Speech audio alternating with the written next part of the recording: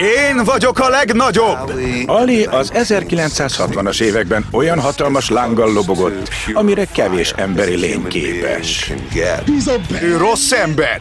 Szinte lehetetlen volt valakinek ennyire szembe mennie azzal, amit a Fehér Amerika diktált. A legnagyobb hősök közé emelkedett. Miami óriási szerepet játszott az életében. Miami volt a biztos háttér. Felráztam a világot! Egy mesebeli amerikai történet. Minden pontosan így történt.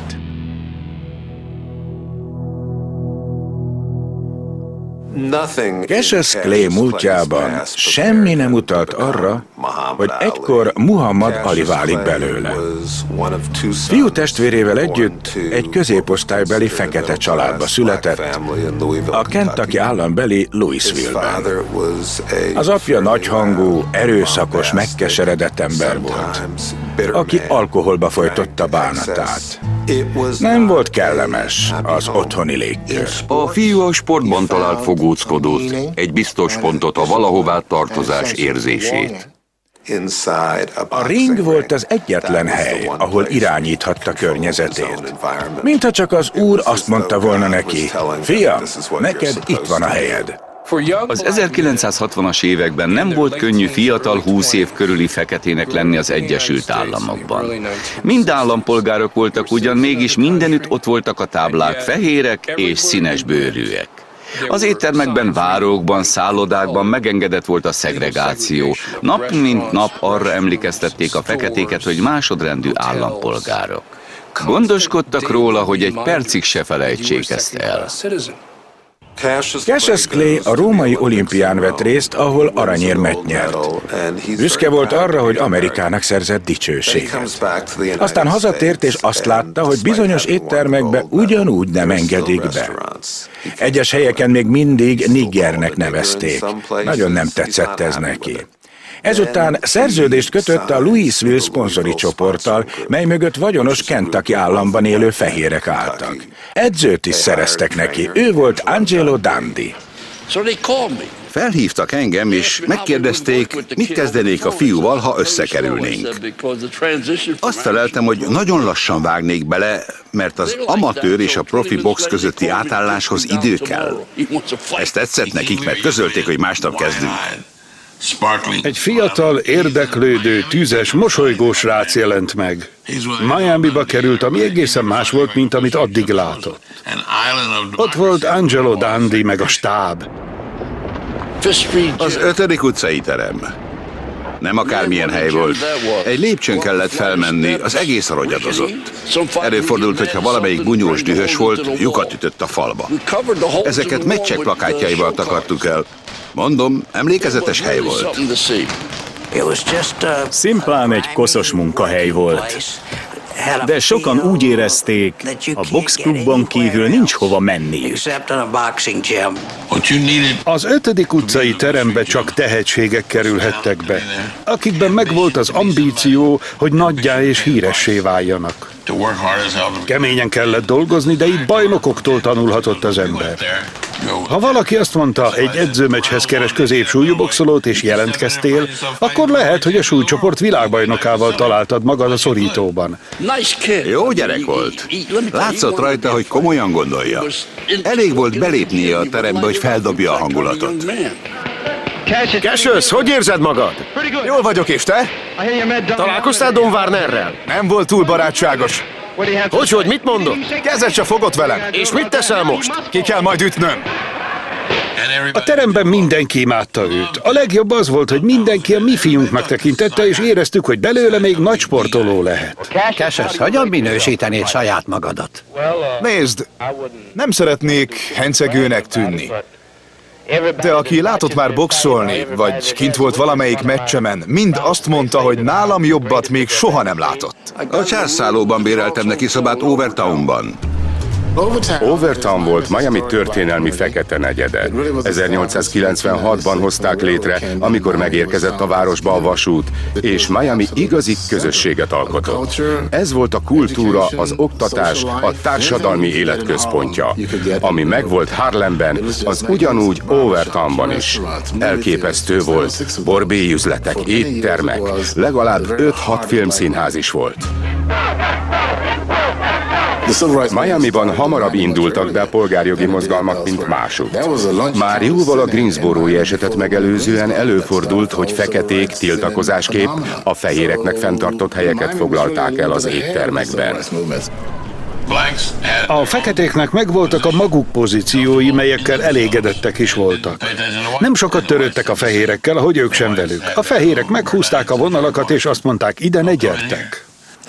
Egyszer elvittem Cassius-t vásárolni Dél-Florida egyik legnagyobb áruházába, Birdinsbe. Nagyon szép ingek voltak ott akciós áron. Egy csomóan próbálgatták őket. De előjött az eladó és közölte, hogy feketék nem vehetik magukra a ruhákat. Nem akartam hinni a fülemnek. És mindez egy magát felvilágosultnak tartó városban. A pasas közölte, hogy sem az ő boltjában, sem más komoly belvárosi áruházban nincs erre lehetőség. Cassius ekkor félrevont, és azt mondta, hagyjuk az egészet a fenébe. Nem akart balhét, nem akarta bevonni a rendőrséget, mert azzal csak rosszul járnánk. Azzal csitítgatott, hogy a fekete város részben is vannak kiváló áruházak. Megmutatta őket, és ott vettünk neki új ruhákat, meg cipőket, amire szüksége volt.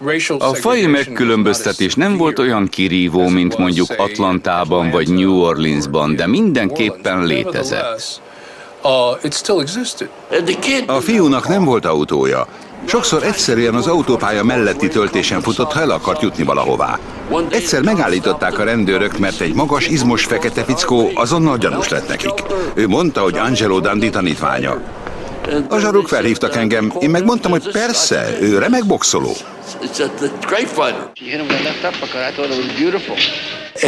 Angelo tökéletes edzőnek bizonyult Cassius Clay mellé. Mivel hagyta, hogy Cassius maradjon a szorítóban, és azon kívül is. Azonnal látta, hogy technikailag egy csomó mindent rosszul csinál. De azt is megúszza a gyorsasága és a reflexei miatt.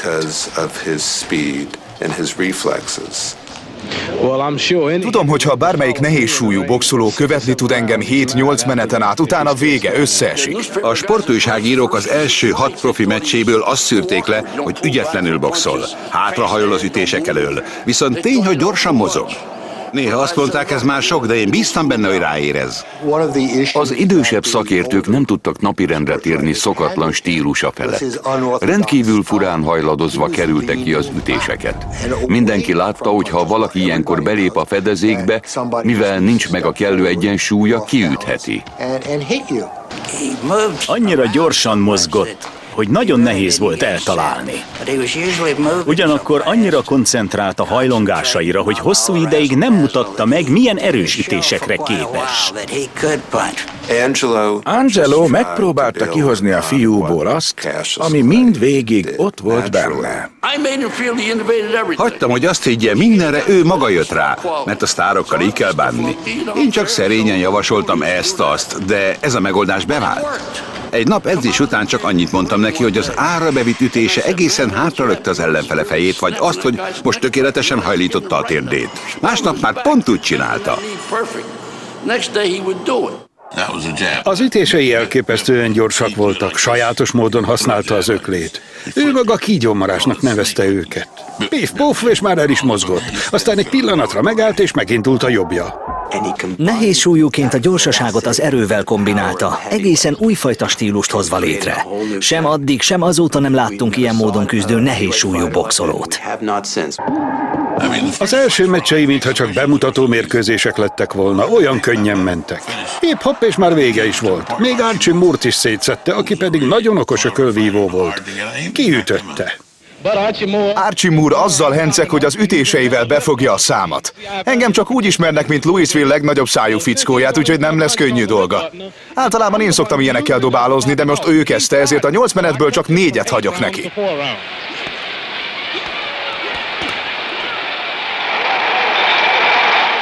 A média oda volt érte, mert többet adott nekik másoknál. Végre volt miről hosszan írniuk. Minden alkalmat megragadott saját maga népszerűsítésére. Emlékszem, egyszer láttam, hogy a medencében van. A teste olyan volt, mint egy görög istené, minden tökéletes rajta. A vízben volt, teljesen szabályos boxhállásban, bámulatos látványt nyújtott. Ott edzett, csinálta a mozdulatokat. Egy idő után megkérdeztem, miért pont ott? Erre azt felelte. Egy öreg boxoló azt mondta neki, hogy a víz ellenállását leküzdve sokat erősödhet. Aztán rám vigyorgott és kacsintott is hozzá egyet. Én meg rájöttem, hogy az egész történetet csak kitalálta. Rájött, hogy ez a környezet jól áll neki, és körített hozzá egy mesét. Természetesen nagyszerű képek születtek a vízben tartott edzésről. Látta, miként kaphat mind nagyobb publicitást, ami által az amerikai közélet mind fontosabb szereplőjévé vált. Cassius Clay!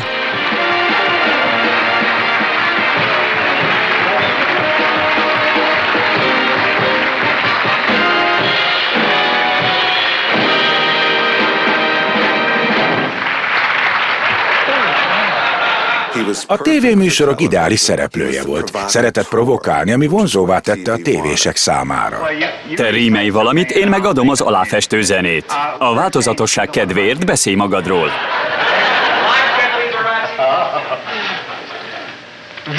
Íme Cassius Clay legendája, ő az a harcos, akinek nincs párja. Szinte művészi magaslatokba emelte a verselést.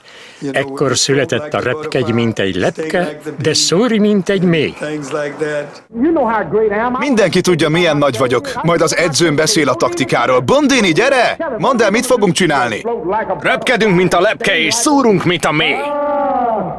Csapj oda, ember! Hát ezt fogjuk csinálni. Ő az edzőm, ért hozzá. A borbély üzletben sokszor beszéltünk rímekben. Amikor meghallgatta, azt mondta, ez lesz az én védjegyem. Enyém lesz a menet, és ha eltalál állon, utána 4-be vágom. Köszönjük! Ha kötekszik velem, hát 2-be szelem. Ha elfut szépen, maradhat 1-ben. Mindenki sejti, hogy én mondom a tutit. Nagy dumás lett, miután megismerkedett Gorgeous George-al. Láttam egy Gorgeous George nevű pankrátor meccsét. A csarnok zsúfolásig megtelt, kilométer hosszan kígyóztak a kocsik. Mindenki gyűlölte a szép fiút, azt akarták látni, hogy megverik, és $100 fizettek egy ringhez közeli helyért. Amikor George bevonult, mindenki fújolt és pattogatott kukoricával dobálták. Ő meg oda kiáltott, hogy nem törődik egyikükkel sem. Azt mondta, ha veszít, ott helyben a szorítóban levágja a csodaszép szőkefürtjeit. Nézzétek, milyen szép aranyló hajam van. Ha csak hozzáér, szétlapítom a fickót, neki annyi. De nem veszíthetek, én vagyok a legjobb. Ezt Gorgeous George-tól loptam. Jó ötletnek tartottam. Ő is milyen gazdag lett ezáltal. Én is elkezdtem mondogatni, hogy én vagyok a legnagyobb, nem lehet legyőzni engem. Nem csinált mást, mint az amerikai kultúra adott közegében megformálta a legyőzhetetlen Cassius Clay alakját. Tudatosan építette ezt a képet. Tipikus amerikai történet volt. Számomra mind a mai napig Cassius Clay, majd aztán Muhammad Ali az egyik mintapéldája az önmagukat felépítő amerikai karaktereknek. Cassius Clay megértette, hogy mindenki mintát keres, utánozni akar. És ha valakitől megkapjuk ezt a mintát, az bárkit kötélen rángathat, mert engedelmesen követni fogják. A média is ezért foglalkozott vele annyit. Cassius Clay pedig tökéletesen beleillett ebbe a szerepbe. Ő irányított minket. Sok embert mágnesként vonzott az 5. utcai terem. Igen, itt fogunk leállni. Mindenki ezt a kölyköt akarta látni, mivel ő valami újat, valami izgalmat hozott ebbe a sportba. Az edzőterem volt a színpad, ahová kiállhatott. Én vagyok a legnagyobb! Az egész világ színpad volt a számára. Bárhová ment, ott előadta magát. Történetesen Miami biztosította hozzá a hátteret. New Yorktól Kaliforniáig mindenki Miamiba vágyott, hisz az maga a napfény és a szórakozás. Ez itt Miami Beach, itt él a sok gazdag ember.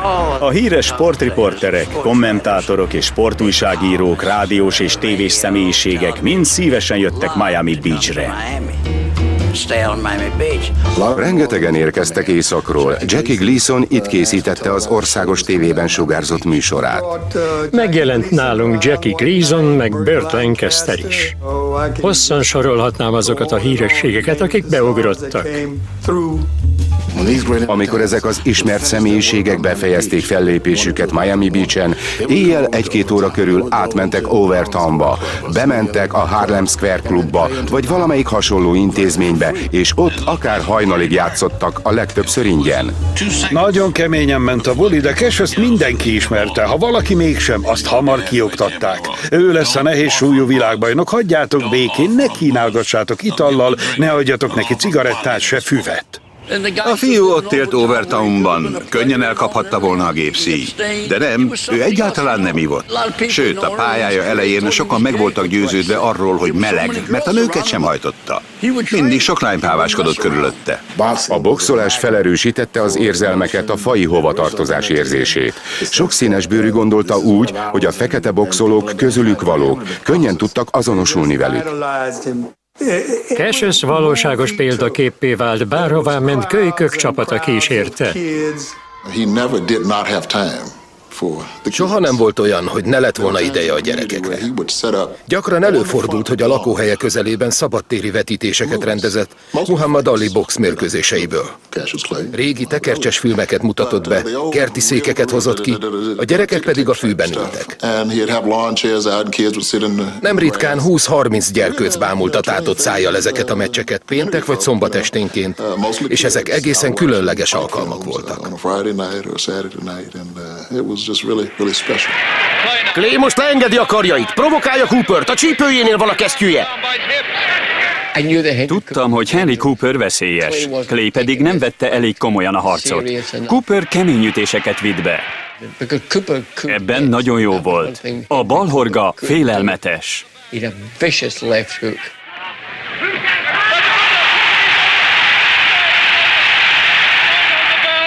Megszólal a gong, és Clay 3-nál már fel is állt! Ezt bekapta. Nagyon bekapta. A menet vége előtt 2 másodperccel egy balhorog küldte a földre. Hála az égnek, hogy megszólalt a gong. Még mindig nem tudja, hogy hol van. Kissé kábultnak tűnik. Lázasan dolgoznak a sarokban. Cooper ott megnyerhette volna a meccset. Azt hiszem, ha Henrynek nem szakadt fel a bőre viszonylag korán, akkor esélye lett volna a bajnoki címre. Kiderült, hogy neki is van gyenge oldala. Őt is a padlóra lehet küldeni. Nem mutatott különösen nagy ütőerőt, és mivel a ringfaragásával és a pózolásával olyan sokáig a bohóc szerepét osztotta magára, nem vették komolyan. Az emberek még mindig nem tekintették igazán jó boxolónak. 1964-ben a világon még csupán egy nehézsúlyú világbajnok létezett. Liston maga volt a Godzilla. Úgy tűnt, 1000 évig fog ülni a trónusán. Annyira jó volt, hogy elképzelhetetlennek tűnt, hogy valaha bárki is elverje őt. Egy igazi rossz fiú volt, kíméletlen és kemény. Sonny Liston sértődött, szerencsétlen sorsú fickó volt. A börtönben tanult megboxolni. Csak sodródott az árral, hisz akkoriban a csőcselék nagy része is a boxot választotta. Az 50-es évek végén, a 60-as évek elején Sonny Liston rémével fenyegették a rettegő fehér lakosságot. Liston valóban legyőzhetetlennek tűnt. Elképesztő harcos volt, ráadásul mindig megfélemlítő, ellenséges módon viselkedett. Olyan fickó volt, aki képes betörni valaki fejét. Végül is ezért került a börtönbe, és ott is elérte, hogy féljenek tőle. Láttam Sonny Listont pár hónapja, amikor Howard King-el bunyózott. Képes úgy könnyéken találni valakit, hogy eltörjön a karja. Elmentünk Liston mérkőzéseire, hogy kihívhassuk őt. Liston fogadta a győztesnek járó gratulációkat, miközben Cassius Clay csak annyit mondott, Liston nem remeg, a 8-ban leverem. Amikor Cassius Clay végre megmérkőzhetett Sonny Listonnal, az általános vélekedés az volt, hogy Liston PP fogja verni őt. Azt hittem, a végén holtan marad a ringben. Liston volt a gyilkos, a pusztító. Mindenki azt mondta, ez őrült vállalkozás. Nem szabad összeengedni őket. Várjunk, amíg Cassius idősebb lesz. Arra számítottak, hogy a mi fiunkat bedarálják. Valamit tennie kellett, hogy megingassa ezt a fölényt. Erre a célra találta ki azokat a kisiskolás bosszantásokat, amiket bevetett Sonny ellen. Gonosz piszkálódások voltak. Amikor Sonny edzőtáborba ment, Cassius megjelent ott egy hangos beszélővel, és bekiabált neki, hogy gyere ki, te ronda medve! Mindez Sonny hazai telepén. Talán ez kellett neki ahhoz, hogy megőrizze a magabiztosságát. Folyamatosan arról beszélt, hogy fogja kicsinálni, amikor a ringben lesznek. Csak ronda öreg medvének szólította. Liston meg volt győződve arról, hogy a fiúnak nincs ki a 4 kereke. Sonny nem értette. Folyton csak azt kérdezgette, mi a baj ezzel a gyerekkel. Úgy érezte, mindenkinek halálra kellene rémülnie tőle. Ha egy sikátorban futnának össze, a fiút koporsóban vinnék el. Pár napja találkoztam Sonny Listonnal. Ugye milyen ronda? Túl ronda ahhoz, hogy bajnok legyen. Egy világbajnok csak szép lehet, mint én. Olyasmi volt ez, mint amikor valaki hangosan fütyül, ha sötétben megy el egy temető mellett. Össze kellett szednie a bátorságát, hogy ne rettenjen meg a feladattól. Ez lesz a legnagyobb hír az egész országban. De ha el akarják veszíteni a pénzüket, legyenek olyan őrültek, hogy Sonnyra fogadnak. Harry Benson, a híres fotós, egy sorozatot készített a Beatles-szel, amin Cassius Clay is szerepelt. A zenészek nem így akarták. John Lennon azt mondta, én ismerem ezt a fickót. Csak a szája nagy, de ki fogják nyugasztani. Szerezzétek meg a másikat, Sonny Listont. Legyünk a bajnokkal lefotózva. Egyszer csak feltárul az öltöző ajtaja, és ott volt Cassius Clay. Hello, Beatles! Olyan volt, mint egy végzős osztálykirándulás. Libasorban követték őt az edzőterembe. Ott készültek a fotók. Van egy, amin Cassius bemos egyet az elsőnek, ők meg dőlnek, mint a dominók. A Beatles mindig a jó humoráról volt híres, de akkor Cassius túltett még rajtuk is. Ő vitte el a pálmát. Az akkor azonban nem csupán a szórakozásról szólt, nem a popzene volt a középpontban.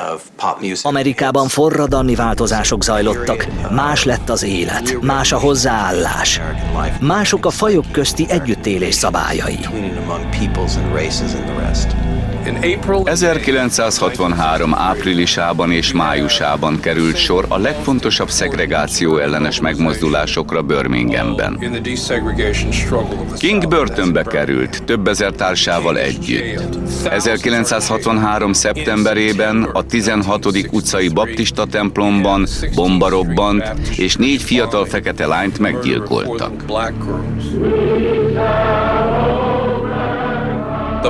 Egy hónappal korábban zajlott az a menet Washingtonban, melyen 250 000 amerikai vett részt, feketék és fehérek egyaránt. A céljuk az volt, hogy nyomást gyakoroljanak a Kennedy kormányzatra az országos polgárjogi jogszabályok elfogadása érdekében. 1963. novemberében John Fitzgerald Kennedy merénylet áldozata lett. Ha valaki feketeként Amerikában élt, lehetetlen volt, hogy mindezen események ne érintsék meg valamiképpen. És pont ebben a zavaros időszakban került sor a Cassius Clay-Sonny Liston közti mérkőzésre. Ha Cassius Clay továbbra is eljátsza a nagyszájú, hencegő, jóképű boxoló szerepét, a sportmédia üdvöskéje lehetett volna. De pont a Liston elleni meccset megelőzően kaptak szárnyra azok a pletykák, melyek szerint Cassiust egyértelműen Malcolm X társaságában látták. Ez sokakat megrázott szakmai berkekben is. És ez a találkozás árnyat vethetett volna egész sportkarrierjére. Egyszer élőben láttam Malcolm X előadását. 17 éves lehettem, Atlantában voltunk. Korábban senkit nem hallottam így beszélni. Kirázott tőle a hideg. Kijelentjük, hogy jogunk van úgy élni ezen a bolygón, mint emberi lénynek. Elvárjuk, hogy így tekintsenek ránk, és megkapjuk mindazokat az alapvető emberi jogokat, melyek járnak nekünk, méghozzá azonnal, késlekedés nélkül. Ahhoz, hogy ezt elérjük, minden szükséges eszközt meg fogunk ragadni. Amikor Malcolm X megismerte Cassius Clay-t, egészen oda volt a fiatal srácért, és szinte öccseként bánt vele. Ez az érzés egyébként kölcsönös volt. A moszlimok egy erős, titokzatos hatalmat képviseltek Amerikában.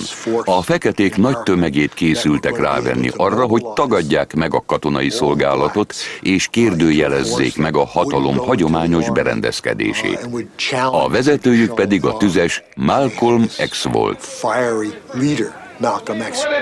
400 éven át pokollá tették az életünket. A valódi vezető persze nem ő volt, hanem Elijah Muhammad. Ez a csoport azt hirdette, hogy a fehérek nemhogy felsőbbrendűek lennének, hanem épp ellenkezőleg. A fekete amerikaiak büszkék lehetnek a származásukra. Ez az üzenet nyilván vonzó volt egy olyan fiatal fekete számára, akit nagyon is bosszantott, hogy a társadalom egy része lenézi.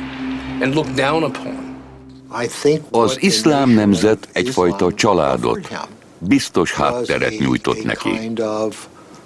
Ott olyan megbecsülésben lehetett része, amiben korábban sehol. A fehérek újra és újra kinyilatkoztatják, hogy nem kellünk nekik. Átgázolnak rajtunk, eltipornak, megköveznek és felkoncolnak. A vallás könnyen formálható dolog volt. Pontosan azt mondták neki, amit hallani akart. Amikor sikerült megnyerniük, tudták, hogy igazi gyöngyszemre akadtak. Ne feledjük, akkoriban a fekete muszlimoknak még igen rossz hírneve volt a világban. Nagyon sokan közülük a börtön világából jöttek. És amikor kikerültek onnan, ugyanúgy folytatták a bűncselekményeiket, csak épp a vallás köntösébe bújtatva. Még mindig fejeket törtek be, de már az iszlám nevében. Ha szembeszegültél velük, kinyírtak. Az iszlám nemzete iránt egyre növekvő érdeklődését egyelőre titokban kellett tartani. A promóterek a meccs előtt mégis tudomást szereztek róla, és kis híján lefújták az egészet. Attól féltek, ha kiderül Cassius kötődése Malcolm X-hez és a szektához, senki nem fog eljönni a mérkőzésre, és Cassius amúgy sem makulátlan hírneve még tovább romlik. Sokan nem szerették, mert dicsekedett, előre megjósolta a meccsek kimenetelét. Túl izgága volt a kor szelleméhez képest. Február 25-e reggele. Eljött a nagy összecsapás napja, és a boxtörténelem legőrületesebb mérlegelése. Hagyományosan a mérkőzés előtti mérlegelés egy kisebb fajta ceremónia. Annyira Cassiusre valt, ahogy ezt is a végletekig fokozta, és hatalmas előadást rögtönzött a nyilvánosság előtt. Repkedj, mint egy lepke, szúrj, mint egy méh! Kiabáltak, ordítoztak, mintha megőrültek volna. Pedig csak egy sima mérlegelés volt, de csak nyomták, mint a bolondok. Figyelj, Sonny Liston! Senki sem verhet meg engem! Liston még ekkor is bolondnak tartotta, és a börtönudvaron az őrültek az egyetlenek, akikre oda kell figyelni. Az ilyenekkel igazán csinyán kell bánni, és ez megrémisztette Sonnyt. Jöhet a bunyó! Senki sem győzhet le! Annyira nyilvánvaló volt, hogy teljesen kivetkőzött magából. A helyszínen lévő sportorvos megállapította, hogy a vérnyomása vészesen magas, a pulzus száma az egekben.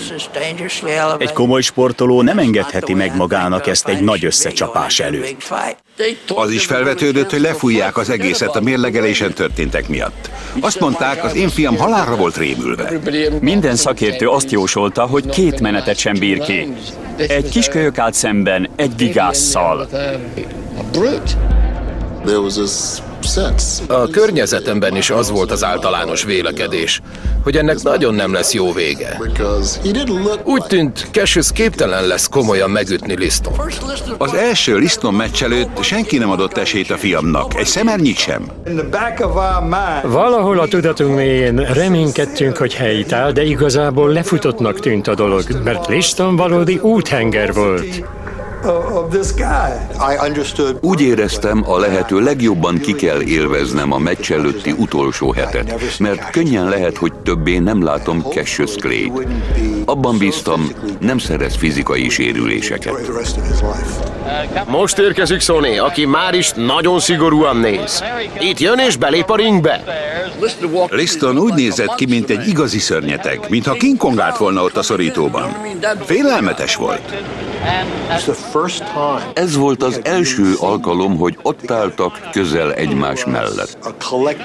Ekkor látszott, hogy Cassius Clay jóval magasabb.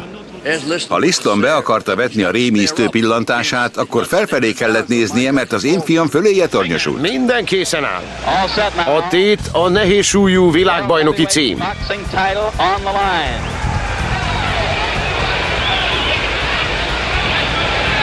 Cassius Clay rengeteget mozog. Igyekszik kifárasztani Sonnyt. A bal karját vészesen alacsonyan tartja. Amikor egymással szemben álltak a szorítóban, Cassius előszedte a tarsójából azt, amit a legjobban tudott. Villámgyors volt, túl gyors Sonny Listonnak. Cassius szédületesen gyors. Egy hosszú ballal köszönt be, ami egy kicsit kibillentette a bajnokot egyensúlyából. Utána hirtelen megvillantotta a jobb kezét is. A mérkőzés eddigi legjobb ütése volt. Gyönyörű jobbkezes, kiváló ütés. Azt hittük, hogy Liston darabokra fogja szedni. Nem akartunk hinni a szemünknek. Az első menetben mindenki láthatta, hogy ez a kölyök tud bunyózni. Joe Louis korábbi bajnok a szakértőnk. Mit gondolsz erről az első menetről? Úgy láttam, Cassius Clay nyilvánvaló fölényben volt. Remélem nem bízza el magát, mert akkor hamar kiütik.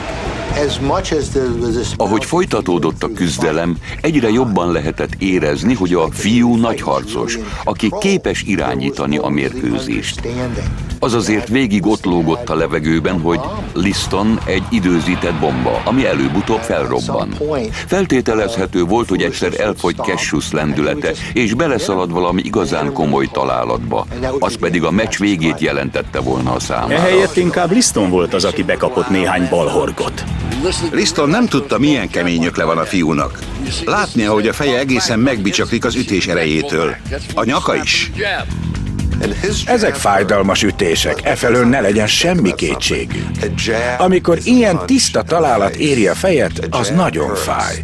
Eltörhet az orr, felszakadhat a szem alatti bőr. Ráadásul Cassius a találat pillanatában egy kicsit elfordította a csuklóját, hogy még jobban fokozza a bőrt felsértő hatást.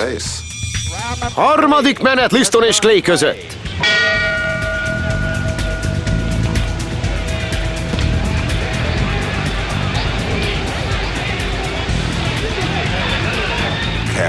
Cassius egy kettős kombinációval kezdett.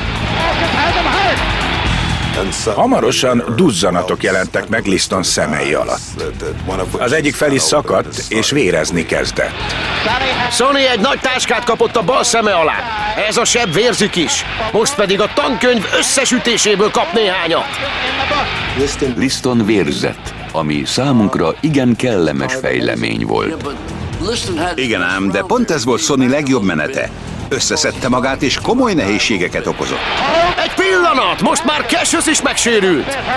Még mindig úgy tűnt, csak halogatjuk az elkerülhetetlent, és időkérdése, hogy Sonny mikor üti ki Cassiust. Ekkor Liston ravaszcsaláshoz folyamodott. Keményen dolgoznak a szem alatti vágáson. Arra kérte a sarokban lévőket, locsolják le a kesztyűjét a vérzéscsillapító folyadékkal. Végső kétségbeesésében megpróbálta megvakítani Cassiust, hogy megszerezze a győzelmet. Joe Polino látta el a sebet. Remek szakember volt. Azt hiszem, Monceloldatot használt, ami lényegében vasklorid. Ez az anyag égeti a szövetet. Ma már pont emiatt a maróhatás miatt nem engedélyezett. Ha megnézzük a felvételt, látni, hogy minden adandó alkalommal ide dörgölte az arcát. Az volt a célja, hogy ezt az oldatot bejuttassa Cassius szemébe. Elég egy csepp néhány molekula, és úgy érzed, mintha egy vasdarabot nyomtak volna a szemedbe. Cassius visszament a sarokba, és Angelo Dundee ekkor talán egész pályafutása leghasznosabb segítségét nyújtotta. Mi játszódhat le a fiatal boxoló agyában? Mondtam neki, hogy üljön le. Kérte, hogy vágjam le a kesztyűjét. Azt feleltem, hogy dehogy vágom le, arra még szüksége lesz. Láttam, hogy nagyon pislog, ezért megpróbáltam vízzel kimosni a szemét. Angelo azt kiáltotta: figyelj, kölyök, ez a világbajnoki címmeccs. Menj ki és tedd a dolgodat. Ha nem küldöm vissza, akkor ott vége lett volna, de sikerült lelket öntenem belé. Kezdődik az 5. menet. Valami baj van Cassiusszel, mintha a szemével történt volna valami. Egyszerűen nem látott semmit. Nem tiszta a látása, hölgyeim és uraim, fogalmunk sincs, mi történhetett. Cassius segítői kiabálnak a sarokból. Valami belemehetett a jobb szemébe, mert nagyon vadul pislog. Sonny pedig megpróbálja elkapni. A rengeteg munka, az edzések, a felkészülés mind semmit sem ért. Kihajíthattuk az ablakon, ha kiütik azért, mert nem lát a szorítóban. Egyetlen dolgot mondhattam neki, fuss! És hála az égnek, félmeneten át meg is tette. Cassius még mindig a szemével bajlódik. Sűrűn pislog és igyekszik elhajolni az ütések elől. Más már rég feladta volna. Véget vetettek volna a meccsnek. Nem küldtek volna ki valakit vakon egy ilyen ellenfél elé. Angelo volt az egyetlen, aki ennyire bízott benne. Csak ő lehetett képes arra, hogy valakit, aki nem lát, odaengedjen a világ egyik legjobb boxolója elé. Ehhez hatalmas merészség vagy őrültség kellett. Liston kezdett fáradni a rengeteg elhibázott ütés miatt. Ezek a srácok minden erejüket beleadták a mozdulataikba, és az én fiam ekkor kezdett feltámadni. Lassan visszatért a látása. Amikor felhúzta a feje elé a karját, akkor már tudtam, hogy sokkal jobban lát. Rendbe jött. Hogy mi segített neki felülkerekednie Listonon? A gyorsasága, az ütőereje, a bátorsága, és az, hogy állta az ütéseket abban a menetben, amikor semmit nem látott. Liston teljesen elbizonytalanodott, hisz képtelen volt kiütni ellenfelét akkor, amikor az vakon kóvájgott a ringben. Amikor a következő menetre visszajöttek, alaposan fordult a kocka. Sonny egy ütéssel sem próbálkozott. A 6. menetben Sonny csak áll, mint egy homokzsák. Egészen könnyű célpontot nyújt. Liston a végére teljesen elfogyott. Fizikailag, szellemileg semmi sem maradt benne. Clay változatos ütésekkel sorozza meg. Liston bátorsága egy szempillantás alatt elillant, ami azt jelenti, hogy soha nem is volt. Csak addig játszotta a nagyfiút, amíg könnyedén kiverte valakiből a szuszt. De amikor visszatámadták, már közel sem volt olyan bátor. Liston sarkánál átcsorogtam, és hallottam, ahogy a menedzser azt mondja neki: ki kell menned, Sonny, nem lehetsz ennyire nyuszi. Kiabáltak vele, hogy folytassa a harcot. Átnéztem a túloldalra, és Clay Listont figyelte. Ő már tudta, hogy az ellenfele nem fog tovább küzdeni. Akkor már sejtettük, hogy jól áll a szénánk. Átnéztünk a másik sarokba, és láttuk, hogy ennek a mérkőzésnek vége. Lehet, hogy leállítják a meccset. A harcnak annyi. És itt a vége, hölgyeim és uraim! Ez óriási megdöbbenést keltett mindenkiben, aki járatos volt a box világában. És ekkor Cassius Clay persze körbe rohant a szorítóban, és azt kiabálta az újságírók felé, hogy nézzétek meg, miket írtatok rólam. Clay odamutatott felénk, akik a sajtónak fenntartott részen ültünk, és lekiabált. Én megmondtam, szóltam, de senki nem figyelt. Most már hisztek nekem? Már elhiszitek? Teljesen magán kívül volt. Én vagyok a legnagyobb az egész világon. Minden nap beszélek az Úrral. Ha az Úr velem van, senki sem győzhet le. Én ismerem az Istent, az igazi Istent. Megtette azt, amire senki nem számított. A legtapasztaltabb sportújságírók is csak bámulva álltak a történtek hatása alatt. Én vagyok a világ ura, és szép is vagyok. Most azért nem annyira. Kemény vagyok, és felrázom a világot. Felrázom az egész világot. Brilliáns előadás volt egy fiatalembertől, aki igazán aznap este lépett be a profi boxolók táborába. Nehéz volt megbékélni azzal, ahogy a mérkőzés véget ért. A nehézsúlyú világbajnok nem adhatja fel csak úgy, ha kell, inkább a ringben hal meg. Legalábbis ez illett volna ahhoz a képhez, amit Liston kialakított magáról. Mi az, amiről nem tudunk? Mi történhetett? Lehet, hogy Sonny Liston eladta ezt a meccset?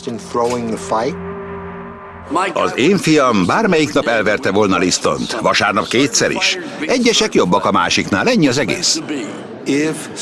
Ha a mérkőzést Sonny Liston nyeri, talán Cassius Clay karrierjének is befellegzett.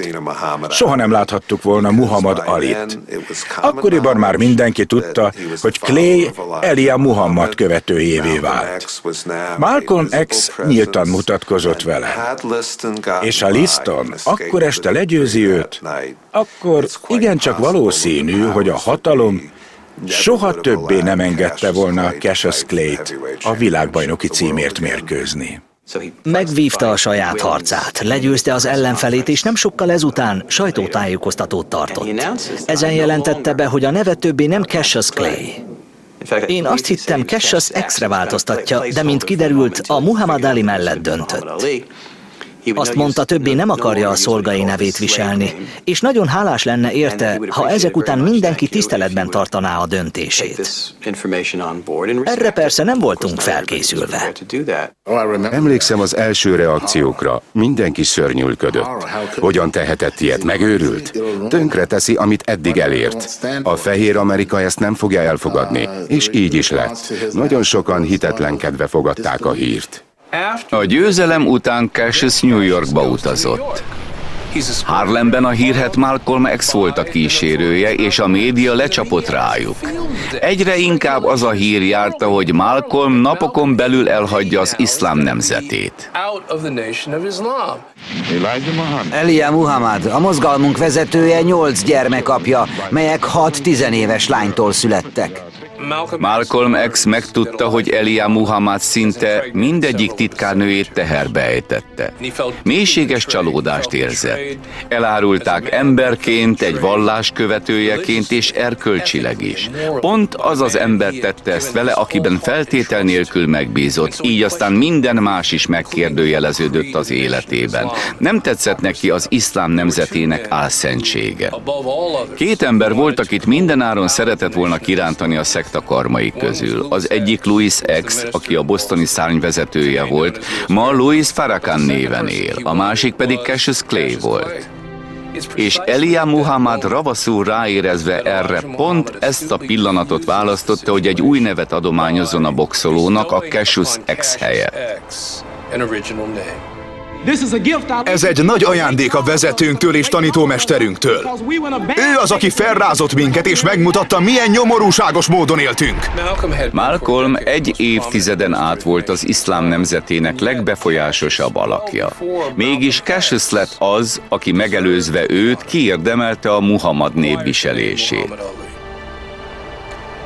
Ez sakmat helyzet volt.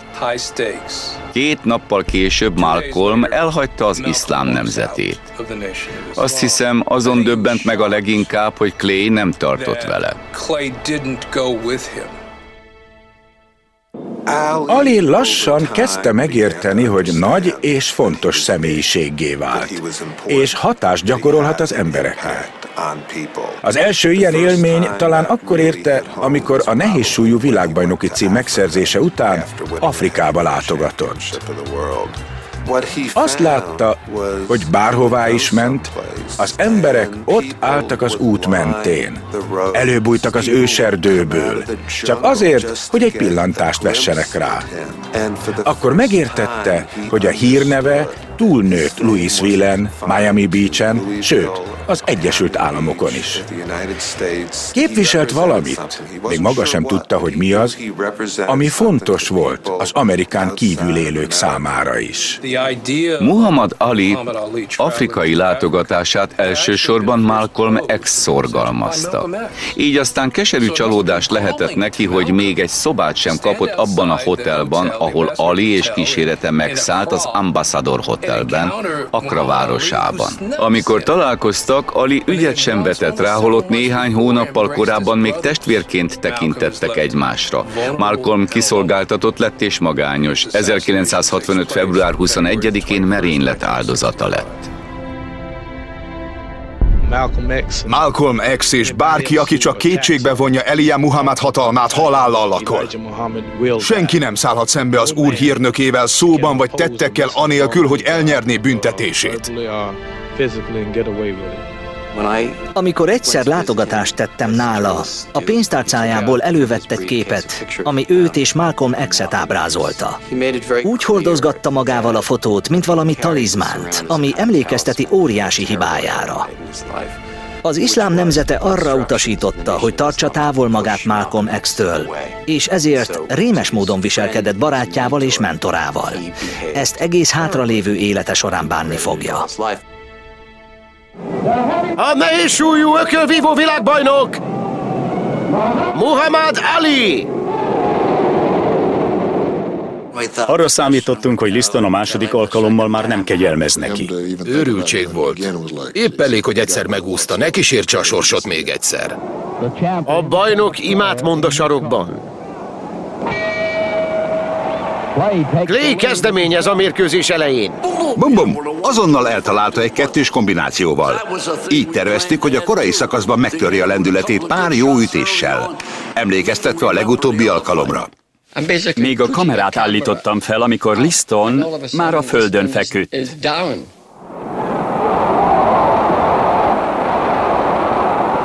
Nem is láttam az ütést. Nekem elhihetik, az ütés, amitől a padlóra került, tökéletes volt. Jobb kézzel, pont ahová kell, és már össze is csuklott. Liston nem is látta a keze villanását. Pont ezek a legveszélyesebb ütések, amiket nem is látsz. Sokan beszélték, hogy az első mérkőzést elcsalták. Nos, a másodikkal kapcsolatban még erősebbek voltak ezek a hangok. Nem hiszem, hogy a két Liston elleni meccsen nyújtott teljesítményét bárki is meggyőzőnek mondaná. Nem hiszem, hogy ebből azt látták volna, itt áll előttük minden idők legnagyobb nehézsúlyú ökölvívója. Csak később alakult ki benne az, ami ehhez kellett. Sonny Liston szomorú szereplőjévé vált a történetnek. Mindig is azért küzdött, hogy összeszedjen egy kis pénzt, és egészen jól csinálta. De ezek után az aljanépjátékszerévé vált Las Vegasban, mert másutt senki nem ajánlott neki keresetet. Szép lassan drogfüggő lett. Végül 1970-ben a felesége talált rá holtan az otthonukban. Egy heroinos fecskendő lógott a karjában. Napok óta halott volt. Nem valami kellemes belegondolni. Sok meccs felvételét néztem végig Alival. Egyszer mélyen elgondolkodott, majd azt mondta. Tudod, azt kívánom, bár csak Sonny Liston még itt lenne. Nagy kár, hogy meghalt. Jó lenne elbeszélgetni vele, ahogy két öreg bunyós szokott. Megkérdeztem, hogy mit mondana neki, mire azt felelte, hogy a frászt hozta rám. 1966-ban már az afroamerikaiak fele ellenezte a Vietnám elleni háborút. A feketék aránytalanul nagy számban vesztették életüket a harcokban. Épp egy interjúra készültem Alival, aki egy meccs előtt állt. Elmentem hozzá a kis bungalójába, Miamiba, és azonnal láttam, hogy szétdurran a méregtől. Épp akkor hívta egy újságíró, hogy megkérdezze, mit szól ahhoz, hogy a Louisville-i sorozóbizottság azonnal besorozhatóvá változtatta a státuszát. Az első reakciója természetesen az volt, hogy dühös lett, és csak azt kérdezgette mindenkitől, hogy miért én? Miért engem, a nehézsúlyú világbajnokot? Semmilyen felmérésen nem vettem részt, de megkaptam a státuszt. Nem találok rá magyarázatot. Rengeteg interjút készítettek vele arról, hogy mik az érzései ezzel kapcsolatban. Tudja-e, hogy merre van Vietnám? Azt mondta, hogy persze, de hisz én is alig tudtam. Ki tudta, hol van ez az ország? Kérdezték, hogy mit gondol arról, hogy oda kell mennie vietkongokat ölni. Azt felelte, neki semmi baja nincs a vietkongokkal. Ez volt az a pillanat, amikor az egész terem elcsendesedett, és rajtam kívül mindenki rájött, hogy már is megvan az új címlapsztori. Ez volt a legfontosabb momentum. Minden, amit Ali korábban tett, eltörpült amellett, hogy megtagadta a katonai szolgálatot. A fekete közösségben megint akadtak olyanok, akik nem értették, miért vágja maga alatt a fát. Úgy érezték, amit csinál, az önpusztító dolog. Amikor napvilágra került, hogy nem hajlandó Vietnámba menni, csak annyit tudtam hozzáfűzni, hogy ez a fiú őszinte. Azt mondja, amit gondol, és tartja magát az elveihez. Cassius Clay, vagy ahogy magát nevezi, Muhammad Ali jelentkezik a hadsereg Houstoni sorozóbizottsága előtt. Vallási meggyőződésére hivatkozva el fogja utasítani a fegyveres szolgálatot. Ez a cselekedete $10,000 vagy akár 5 éves elzárásba kerülhet. Amikor Cassius Clay elhagyta a hadsereg épületét, az ott összegyűlt tömeg azt kántálta: ha ő nem megy, mi sem megyünk. Hirtelen már nem is tűnt akkora gyávaságnak azt mondani, hogy nem akarok harcolni ebben a háborúban. Itt volt ez a rettenthetetlen ember, a nehézsúlyú világbajnok, aki szintén kinyilatkoztatta, hogy ellenzi a háborúskodást. Miért kellene nekem és sok más niggernek nevezett embernek 10 000 mérföldet utaznunk otthonunktól azért, hogy bombákkal és lövedékekkel gyilkoljunk halomra más ártatlan színesbőrű embereket, akik soha nem ártottak nekünk? Ezért mondtam azt, hogy nem. Én nem megyek. Nem akart olyan színesbőrű lenni, aki színesbőrűeket öl. A feketék mindig csodálták azokat a sorstársaikat, akik szembe mertek szállni a kormányzat hatalmával. Nagyon kevesen voltak, akik ezt megtették, és elismerést vívtak ki. A reakció azonnali és elsöprő erejű volt. A boxszövetségek ugyanis állami fennhatóság alatt álltak, politikai támogatástól függtek. Így aztán nem telt bele sok idő, és Cassius Clay szinte minden lehetőségét elveszítette. Ezzel átlépte a Rubikont. Nem kellett sokáig várni arra sem, hogy megfosszák világbajnoki címétől. A boxolói karrierjét adta fel azért, hogy mindvégig hű maradhasson a hitéhez. Csak annyit szeretnék elmondani, hogy semmilyen veszteség nem ért. Eddig a pillanatig semmit nem vesztettem el, ami fontos a számomra. Sőt, inkább csak gazdagodtam. Először is megtaláltam a lelki békémet.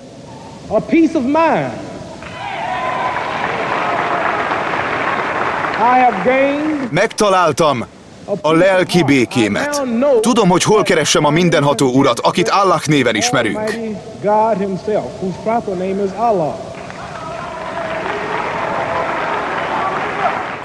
Cassius Clay lassan háttérbe szorult. Az az ember, aki Muhammad Ali lett, sokat tett azért, hogy igazolja a névválasztás mögött rejlő szándékát. Ali volt az, aki a sport világából kilépve történelmi figurává vált. Talán fel sem fogta, milyen fontos szerepet töltött be. Nem tudta, hogy például Nelson Mandela minden mérkőzését rádión hallgatta végig a dél-afrikai börtöncellájában. Nem tudta, hogy sok olyan fekete gyerek élt az országban, akinek a szülei úgy érezték, sokkal jobb lett volna, ha fehérnek születnek. De pont Muhammad Ali miatt mondták azt, hogy a feketék élete gyönyörű. Ilyen fickókkal nem találkozik az ember nap mint nap. Mondtam, ugye, hogy egy nap még visszatérek és elkaplak. Mindig mondtam neked. Amikor legyőzte George Forement és visszaszerezte a nehézsúlyú világbajnoki címet, az egy csodás időszak volt a számára. Talán ez a győzelem jelentette neki a legtöbbet mindközül, de az is kétségtelen, hogy életének legboldogabb időszakát Miamiban töltötte. Fiatal volt, jóképű, gyors és legyőzhetetlen. Ekkor mutatta a legjobb formáját, és sokan ezért az Aliért voltak annyira oda. Jó érzés tudni, hogy részesei lehettünk egy ilyen sporttörténelmi eseménynek. Soha senki nem érte el azt, amit Ali a boxban. Páratlan. Csodálatos dolgot teremtett, és nem csupán ökölvívóként, hanem emberként. Az emberek felfigyeltek arra, amit ez a srác véghez vitt. Én nem voltam annyira meglepve, mert kezdettől fogva éreztem, hogy mindez ott van benne.